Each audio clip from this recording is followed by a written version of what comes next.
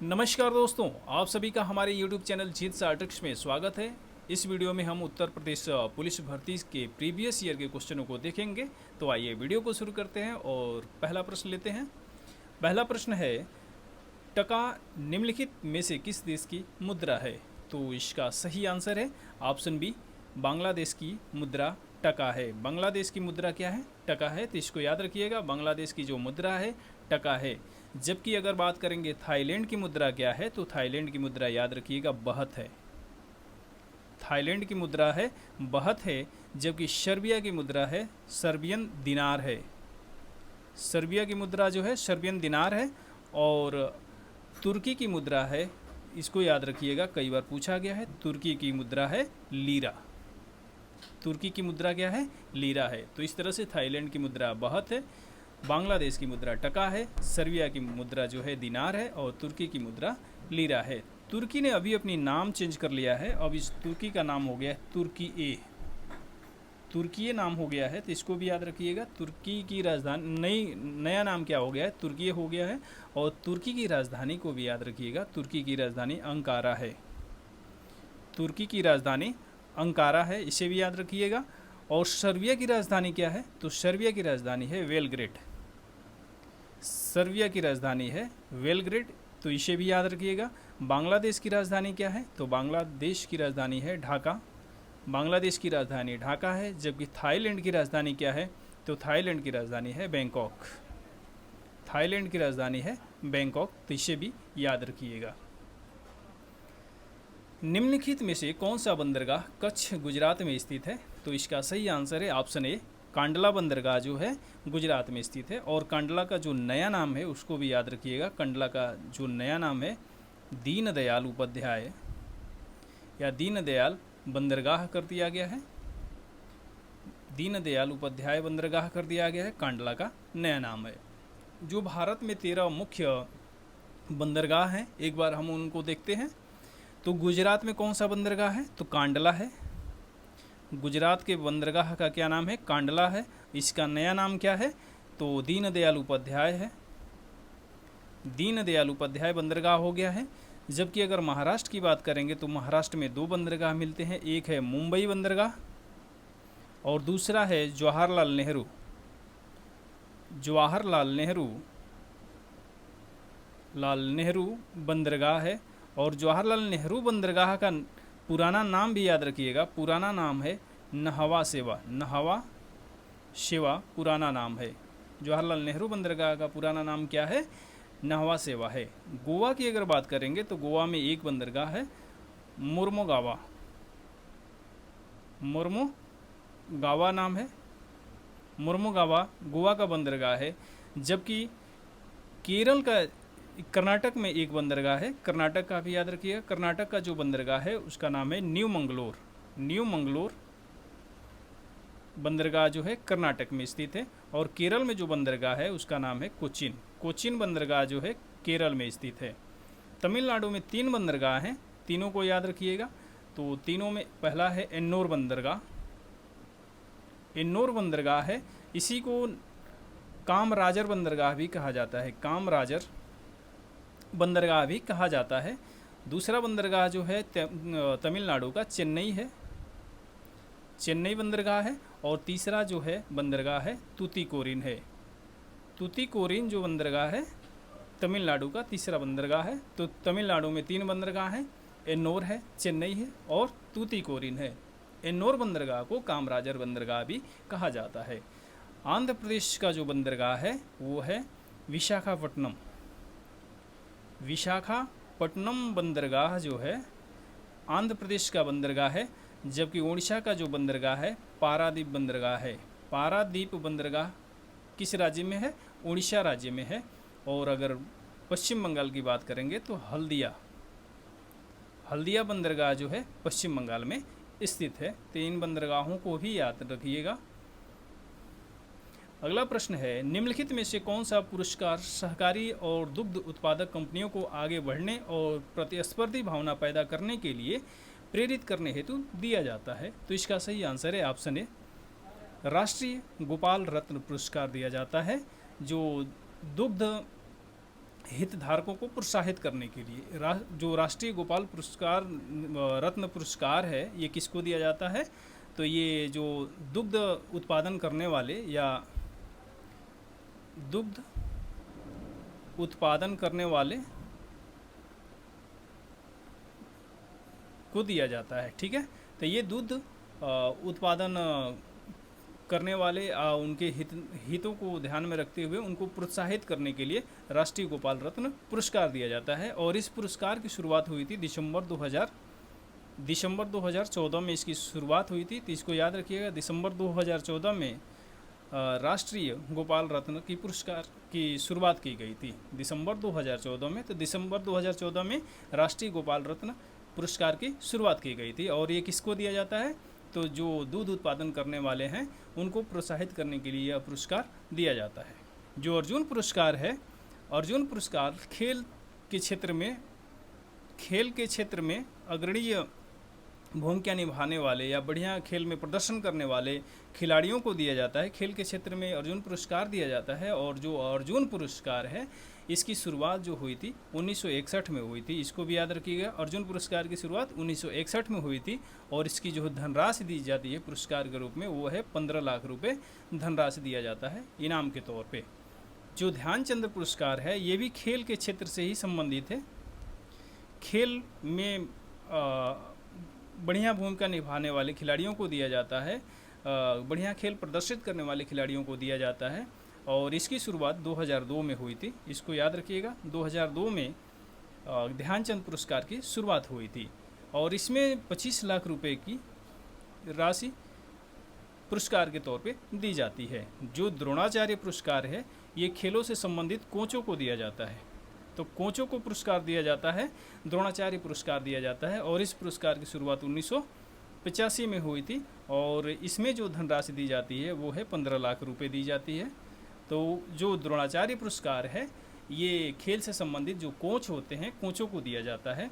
जबकि अर्जुन पुरस्कार और ध्यानचंद पुरस्कार है, खिलाड़ियों को दिया जाता है। जो उत्कृष्ट प्रदर्शन करते हैं अपने खेल में, वैसे खिलाड़ियों को अर्जुन पुरस्कार और ध्यानचंद पुरस्कार दिया जाता है। निम्नलिखित में से कौन खुदाई खिदमतगार का संस्थापक था?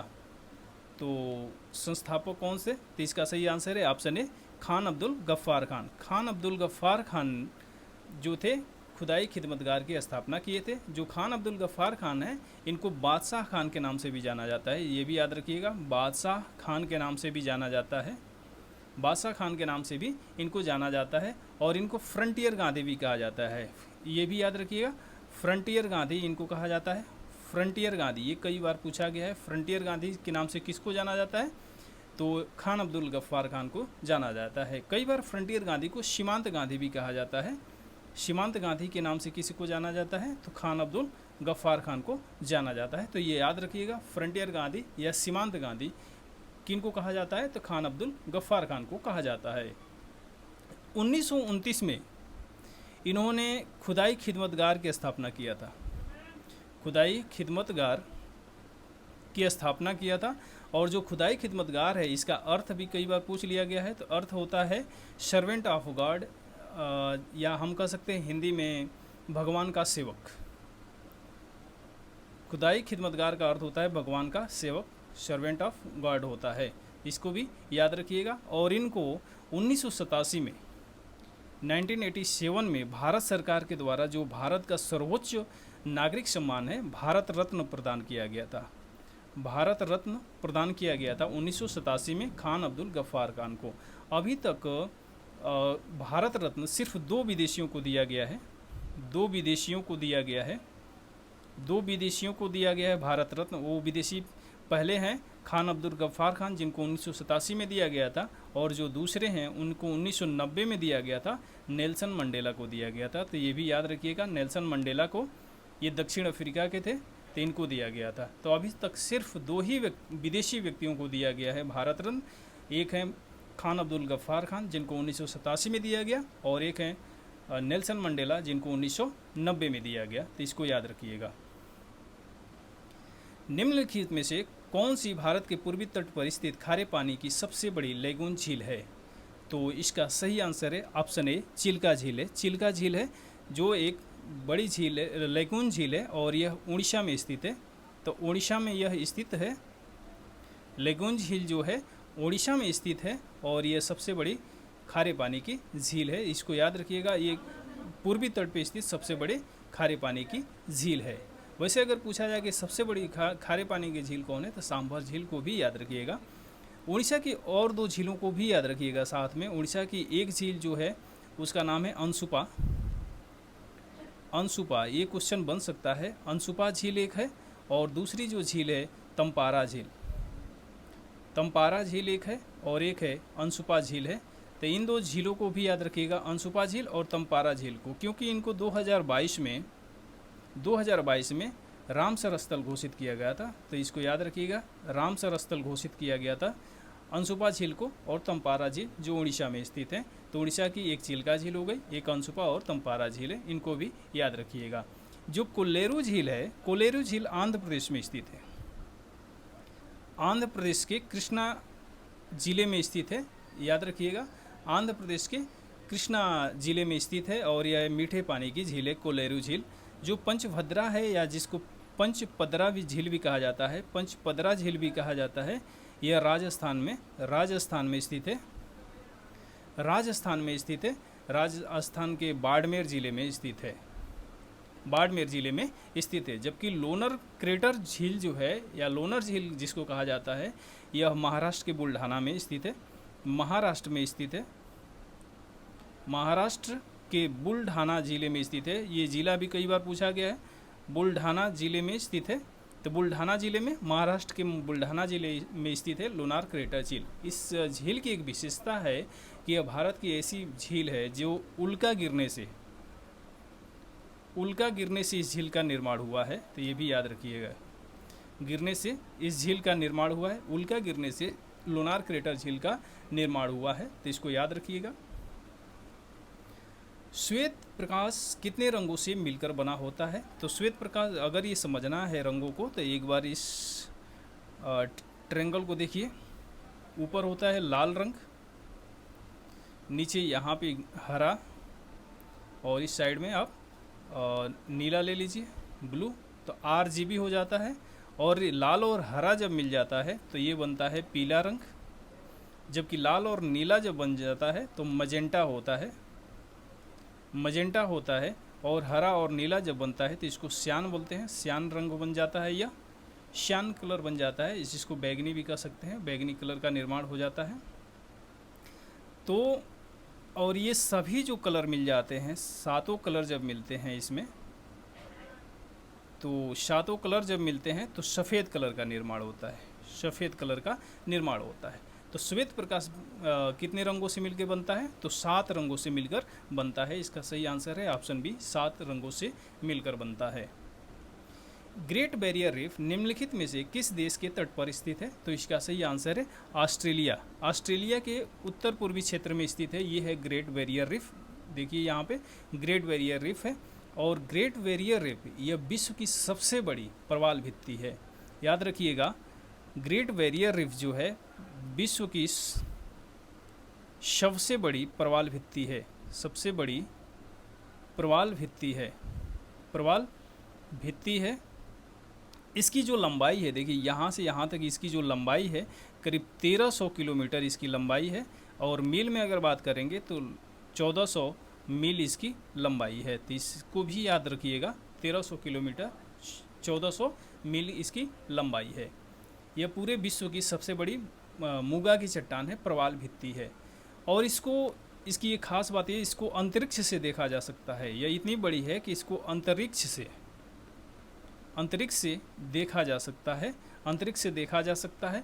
और इसका निर्माण कैसे होता है? तो इसका निर्माण होता है मूंगा, एक जीव होता है मूंगा, उसकी खोल जो होती है कैल्शियम कार्बोनेट की खोल होती है। कैल्शियम कार्बोनेट की खोल जो होती है, कार्बोनेट की खोल से इसका निर्माण होता है, मूंगा चट्टानों का निर्माण होता है, प्रवाल भित्ति का निर्माण होता है। जब ये जीव मरते हैं तो ये कैल्शियम कार्बोनेट जो इसकी खोल होती है ये इकट्ठा होने लगती है, और इकट्ठा होकर एक प्रवाल भित्ति का रूप ले लेती है। निम्नलिखित में से कौन 1946 में भारत की संविधान सभा के अध्यक्ष थे? तो इसका सही आंसर है option A, doctor Rajendra Prasad. Doctor Rajendra Prasad संविधान सभा के अस्थायी अध्यक्ष थे, अस्थायी अध्यक्ष थे।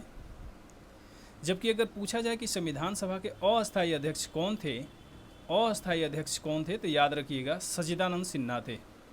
सच्चिदानंद सिन्हा जो थे संविधान सभा के अस्थायी अध्यक्ष थे, तो इनको भी याद रखिएगा। प्रयाग प्रशस्ति की रचना निम्नलिखित में से किसके द्वारा संस्कृत में की गई है? तो इसका सही आंसर है ऑप्शन सी, हरिसेन के द्वारा प्रयाग प्रशस्ति की रचना की गई है, जो संस्कृत भाषा में लिखी गई है। प्रयाग प्रशस्ति स्तंभ लेख को समुद्रगुप्त का स्तंभ लेख भी कहा जाता है। समुद्रगुप्त का स्तंभ शिलालेख कहा जाता है, शिलालेख कहा जाता है। समुद्रगुप्त का स्तंभ शिलालेख कहा जाता है। और ये कहाँ पे स्थित है? प्रयाग में स्थित है, इलाहाबाद में स्थित है, इलाहाबाद या प्रयागराज में स्थित है। और इसकी रचना किसके द्वारा की गई है? तो हरिसेन के द्वारा की गई है। और किस भाषा में? तो संस्कृत भाषा में इसकी रचना की गई है। यह जो शिलालेख है, प्रयाग प्रशस्ति है, जिसको इलाहाबाद प्रशस्ति भी कहा जाता है, इसके द्वारा गुप्त वंश के राजनीतिक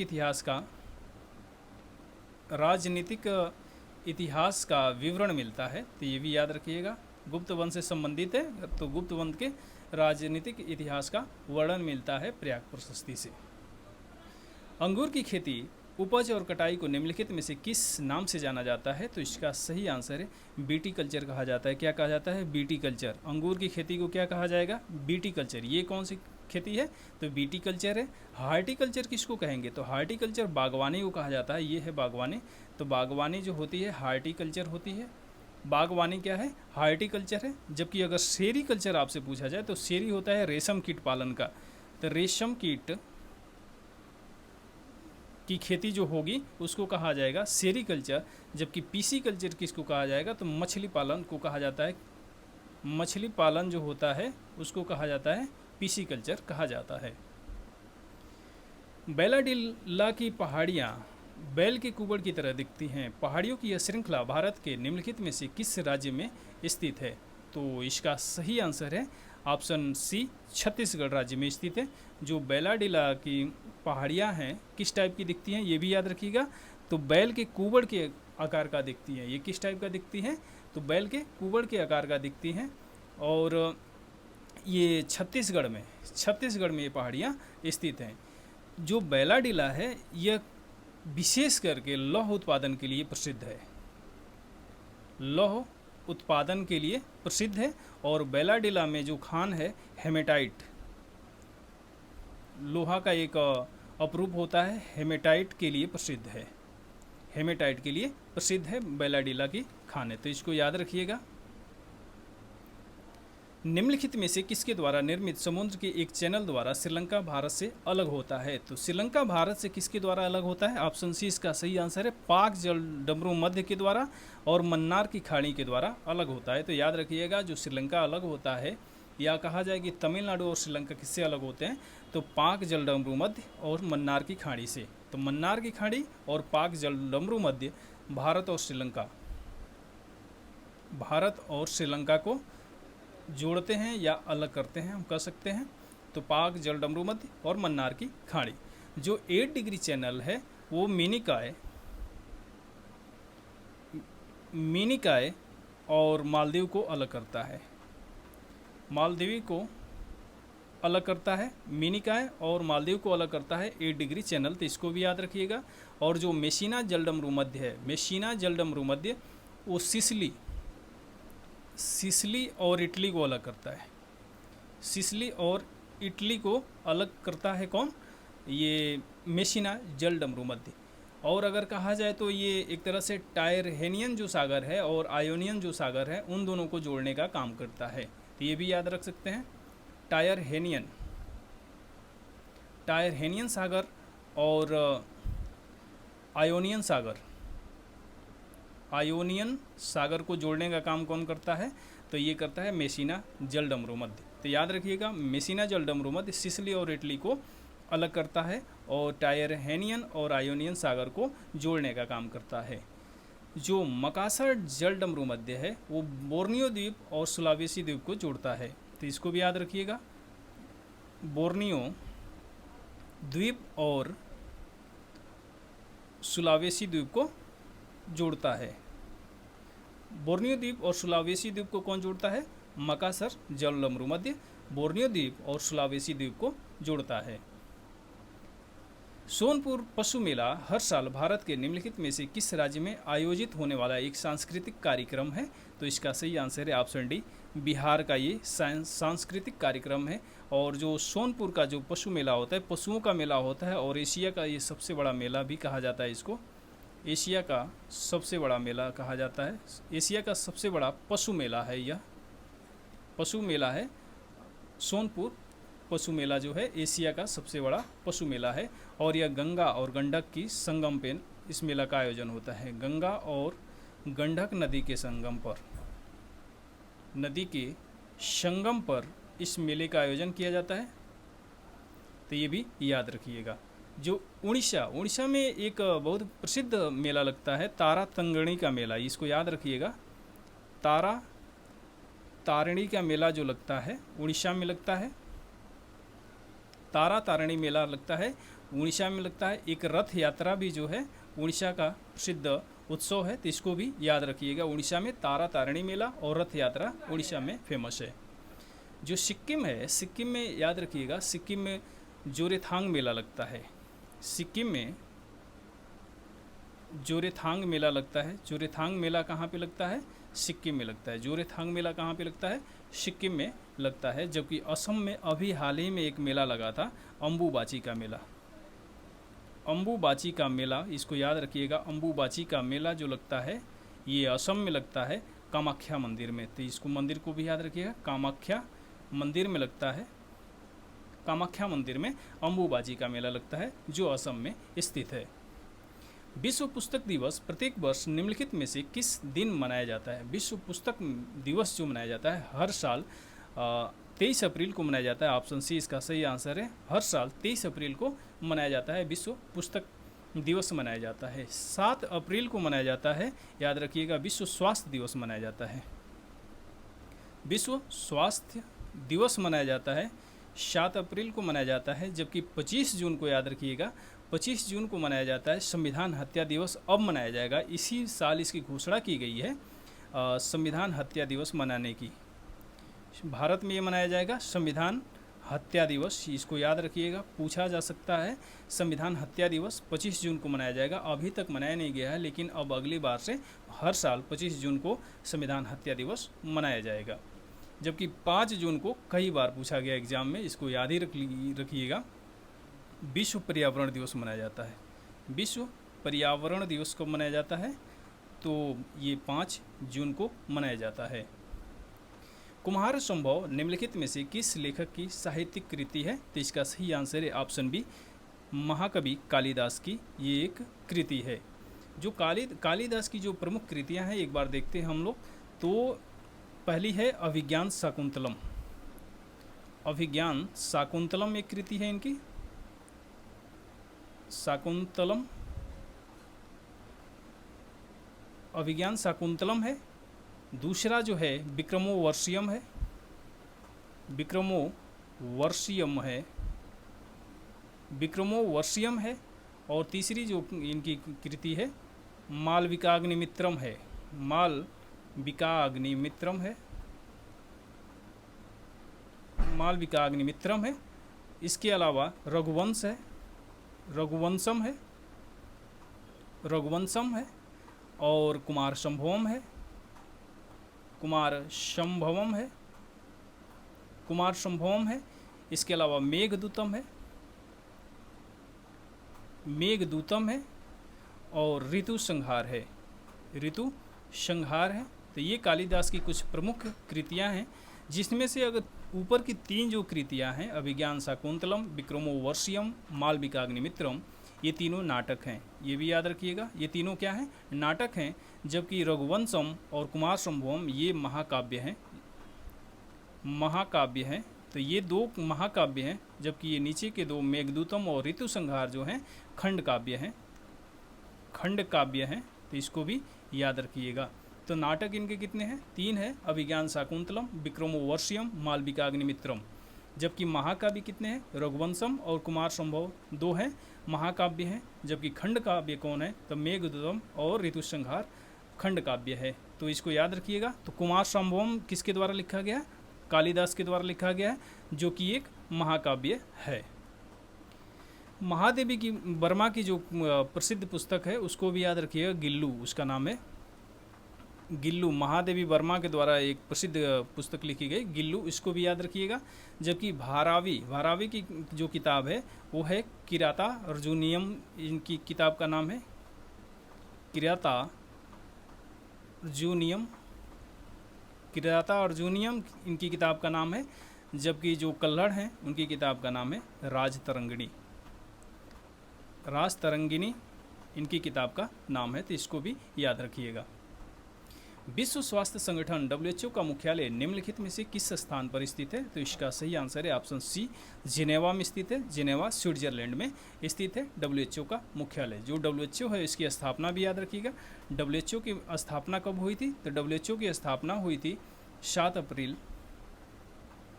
1948 को WHO की स्थापना हुई थी। पेरिस में किसका मुख्यालय है? तो पेरिस में बहुत ही फेमस एक संस्था है यूनेस्को का मुख्यालय कहाँ पे है? पेरिस में स्थित है। और यूनेस्को की स्थापना कब हुई थी? तो 16 नवंबर 1945 को की गई थी इसकी स्थापना। इसको भी याद रखिएगा। और अगर पूछा जाए कि ब्रुसेल्स में किसका मुख्यालय है? तो नाटो का है। नाटो का मुख्यालय जो है ब्रुसेल्स में है और इसकी स्थापना हुई थी 1949 में। तो इसको भी याद रखिएगा। निम्नलिखित में से उत्तर प्रदेश का कौन सा प्रसिद्ध लोक नृत्य धान और मक्के की खेती के दौरान किया जाता है? तो इसका सही आंसर है ऑप्शन बी, हुरका नृत्य जो होता है यह धान और मक्के की खेती के दौरान किया जाता है। और विशेष रूप से ये उत्तरांचल के क्षेत्रों में या उत्तराखंड के क्षेत्रों में ये ज़्यादा फेमस है। तो इसको भी याद रखिएगा। जो चरकुला नृत्य है ब्रज क्षेत्र का एक नृत्य है, चरकुला नृत्य है। होली के अवसर पे इस नृत्य का आयोजन किया जाता है। जो कजरी नृत्य है यह मिर्ज़ापुर और वाराणसी के क्षेत्रों में किया जाता है। कजरी नृत्य मिर्ज़ापुर और वाराणसी के क्षेत्रों में कजरी नृत्य का आयोजन किया जाता है। जबकि रसिया जो नृत्य है ये भी ब्रज क्षेत्र का ही एक नृत्य है। तो इसको भी याद रखिएगा। उत्तर प्रदेश में स्थित भदोही निम्नलिखित में से किस कला के लिए प्रसिद्ध है? तो जो भदोही किस कला के लिए प्रसिद्ध है? तो भदोही कालीन बुनाई के लिए प्रसिद्ध है। इसका ऑप्शन डी सही है। भदोही को कालीन शहर भी कहा जाता है। भदोही को कालीन शहर कहा जाता है। इसको याद रखिएगा। कालीन शहर जो कहा जाता है भदोही को कहा जाता है। तो इसको याद रखिएगा। जो चिकनकारी है, चिकनकारी लखनऊ का प्रसिद्ध कला है। लखनऊ क्षेत्र का चिकनकारी प्रसिद्ध कला है। और साड़ी उद्योग के लिए वाराणसी फेमस है। वाराणसी साड़ी उद्योग के लिए फेमस है। जबकि जो चमकीले मिट्टी के जो बर्तन बनते हैं तो उसके लिए गाज़ियाबाद, मिर्ज़ापुर ये सब क्षेत्र, गाज़ियाबाद और मिर्ज़ापुर वाले क्षेत्रों में मिट्टी के बर्तन के लिए ये क्षेत्र फेमस है। निम्नलिखित में से कौन सा उत्तर प्रदेश का राज्य वृक्ष है? तो इसका सही आंसर है ऑप्शन सी, अशोक का जो वृक्ष है वो उत्तर प्रदेश का राजकीय वृक्ष है। बरगद जो वृक्ष है भारत का राष्ट्रीय वृक्ष है। भारत का राष्ट्रीय वृक्ष है। तो राष्ट्रीय वृक्ष जो है वो कौन सा है? बरगद है। जबकि अगर राजकीय वृक्ष उत्तर प्रदेश का पूछा जाए तो अशोक का वृक्ष है। अशोक का वृक्ष जो है राजकीय वृक्ष है। और अगर आपसे चिन्ह पूछा जाए कि उत्तर प्रदेश का चिन्ह कौन सा है तो मछली और तीर कमान है। तो इसको भी याद रखिएगा। और इसमें 2 मछलियां हैं और 1 तीर कमान है। तो इसको याद रखिएगा। राजकीय चिन्ह में 2 मछली और 1 तीर कमान है। उत्तर प्रदेश राज्य का जो गठन हुआ था, गठन को कई बार पूछा गया, गठन याद रखिए। उत्तर प्रदेश राज्य का गठन कब हुआ था? तो 24 जनवरी 1950 को उत्तर प्रदेश राज्य का गठन हुआ था। और उत्तर प्रदेश में कुल 75 ज़िले हैं। ज़िलों की संख्या कितनी है? 75 है, जबकि 18 मंडल है। तो उत्तर प्रदेश का गठन 24 जनवरी 1950 को, और इसमें ज़िलों की संख्या 75 है, जबकि इसमें मंडलों की संख्या कितनी है? 18 है। यहाँ पे लोकसभा की सीटें कितनी हैं? तो लोकसभा की सीटें अगर पूछी जाए तो 80 हैं, जबकि राज्यसभा की सीटें अगर पूछी जाए तो 31 हैं। राज्यसभा की सीटें कितनी हैं? 31 है। और अगर विधानसभा की सीट पूछी जाए तो कितनी है? 403 है विधानसभा की सीटें हैं। तो 403 कितनी है सीटें हैं? विधानसभा की सीटें हैं। उत्तर प्रदेश के जो कुछ और राजकीय चिन्ह हैं, जैसे कि यहाँ जो सारस है, तो राजकीय पक्षी कौन सा है? सारस है। राजकीय पक्षी कौन सा है? सारस है। याद रखिएगा, राजकीय पक्षी कौन सा है? सारस है। जबकि राजकीय फल कौन सा है? आम है। राजकीय फल आम है। राजकीय फूल कौन सा है? पलाश है। राजकीय फूल कौन सा है? पलाश है। इसको भी याद रखिएगा। और राजकीय वृक्ष जो है वो अशोक का वृक्ष है। अभी हम लोग बात किए थे, अशोक है। राजकीय वृक्ष अशोक है। जबकि राजकीय पशु जो है 12 सिंघा है। 12 सिंघा जो है राजकीय पशु है। और राजकीय जलीय पशु कौन सा है? तो ये गंगा डॉल्फिन है। गंगा डॉल्फिन है, तो इसको भी याद रखिएगा। सुरहाताल पक्षी अभयारण्य है, सुरहाताल प्रसिद्ध अभयारण्य है, जिसमें साइबेरिया और अन्य ठंडे क्षेत्रों से कई प्रवासी पक्षी भी आते हैं। उत्तर प्रदेश के किस जिले में स्थित है? तो जो सुरहाताल पक्षी अभयारण्य है, सुरहाताल अभयारण्य जो है वो बलिया जिले में स्थित है। ऑप्शन सी इसका सही आंसर है, बलिया जिले में स्थित है। जबकि संत कबीर नगर में अगर देखा जाए तो बखिरा पक्षी अभयारण्य है। बखिरा पक्षी विहार है। बखिरा पक्षी विहार जो है कहाँ पे स्थित है? संत कबीर नगर में बखिरा पक्षी विहार स्थित है। जबकि जो पटना पक्षी विहार है, इसको याद रखिएगा, पटना पक्षी जो विहार है वो एटा में स्थित है। पटना पक्षी विहार एटा में स्थित है। और गोंडा को यहाँ पे भी याद रखिए, गोंडा में जो पक्षी है वो पक्षी विहार है पार्वती अर्गा पक्षी विहार जो है, पार्वती अर्गा पक्षी विहार जो है वो गोंडा में स्थित है। गोंडा में स्थित है, तो इसको भी याद रखिएगा। संत कबीर नगर में बखिरा पक्षी विहार, एटा में पटना पक्षी विहार, गोंडा में पार्वती अर्गा पक्षी विहार, जबकि बलिया में सुरहाताल पक्षी विहार स्थित है, तो इसको याद रखिएगा। इस वीडियो में बस इतना ही। ये वीडियो अगर आपको अच्छी लगी है तो कमेंट करके ज़रूर बताइए। हम आगे और भी प्रीवियस ईयर क्वेश्चनों पर आधारित वीडियो लेके आएंगे। जय हिंद।